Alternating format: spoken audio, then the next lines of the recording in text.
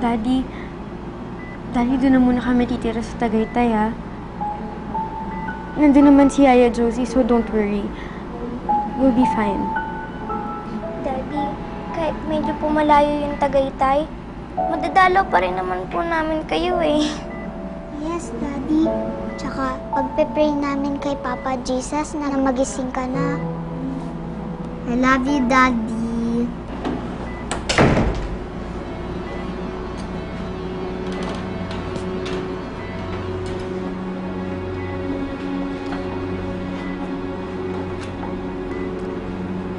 Froilan, sana mapatawad mo ko. Hindi ko na kasi matutupad ang pangako ko sa inyo ni Ate Olivia eh.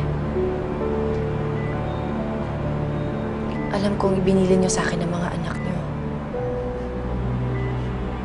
Ginawa ko naman talaga ang lahat para alagaan sila. Pero wala naman ako magagawa kung ayaw nila makinig sa akin eh. Froilan, nahihirapan na ako. I'm sorry. Ate Vicky, ano ibig mong sabihin? Froilan, nakapag-desisyon na ako. Nandito kami lahat ngayon para makapagpaalam na sila ng maayos. Dahil dadaling ko na ang mga anak mo sa DSWD. At kahit na napakasakit nito sa aking kalooban, wala na akong magagawa. Sila na ang bahala mag-ampon sa mga anak mo.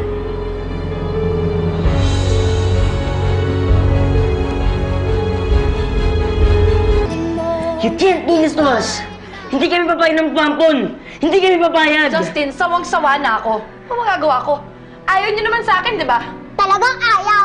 See, Froilan? Ayaw nila sa akin. Ayaw niyo sa akin. At ayon sa batas, hindi naman pwedeng wala kayong legal guardian dahil lahat kayo minor de edad. Kaya wala na akong magagawa. The only other choice ay dalhin ko kayo sa DSWD. At sila na bahala maghanap ng iba't ibang mag-aampon sa inyo. No, Ate Vicky, anong mangyayari kapag pinaampon mo kami? Magkakahiwalay kayo magkakapatid? Unfortunately, Shine, there's no other choice. Kailangan niyo talaga maghiwa-hiwalay. I'm sorry. Naayos na ang lahat. Ayaw niyo sa akin, ayoko naman ipagpalitan ng sarili ko sa inyo, kaya doon na kayo mapupunta. Justin, Mickey, doon kayo sa boys' town. Kayo naman, girls. Ate Vicky, huwag mo kaming paghiwa-hiwalayin. Gagawin namin lahat ng gusto mo ipagawa sa amin. Please, hindi namin kaya magkahiwa-hiwalay. Kawawa naman kayo. Kawawa naman kayo. Lalabas lang ako sandali.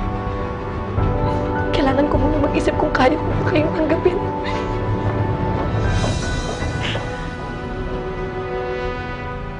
Kung makita mo lang yung mukha ng mga anak ni Froilan, kung makaiyak, akala mo namatay na ng tatay eh. At ikaw, tinalo mo pa ang evil stepmother ni Cinderella. Siya nga pala, nakalis na ba dyan yung mga katulong? Gumora na. Eh, bakit pa ba kasi sila pinaalis? Laki-laki ng bahay na to, no? Sinong gagawa ng mga trabaho dito? Ano ka ba? Kaya ako pinalayas sa mga yan dahil papalitan ko na sila. Kasama ko na nga dito sa ospital yung bagong batch ng mga katulong eh.